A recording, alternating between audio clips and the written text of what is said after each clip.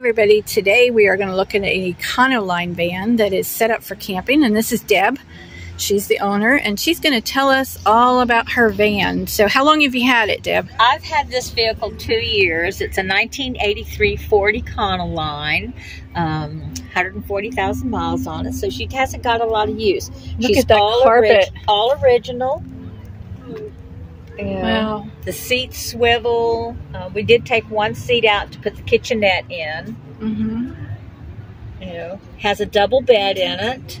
Can I go up in? Yes. All right. Let me grab something here so I don't fall. Oh, very comfy. And look, she's right by the river there. Yeah. River or creek? I'm not sure which it is. I have and she's got a fan on there. Porta pot and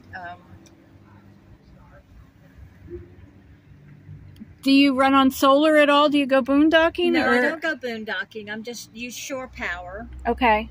And then propane if I'm doing outdoor. Look at the ceiling, cooking and everything. Yes. Wow, it's so plush.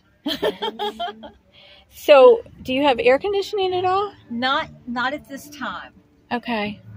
Because it feels warm in here now. Well, I can turn the fan on and it will get... I could turn the motor on and I've got air conditioning in the van, in the front and the cab.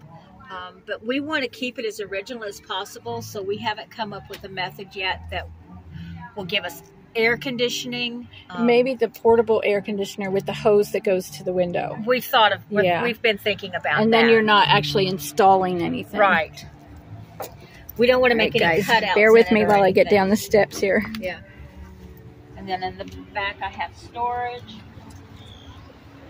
We do have a shower room that attaches in the back that runs, the hot water runs off propane. Okay. Yeah, but I just didn't use it this weekend.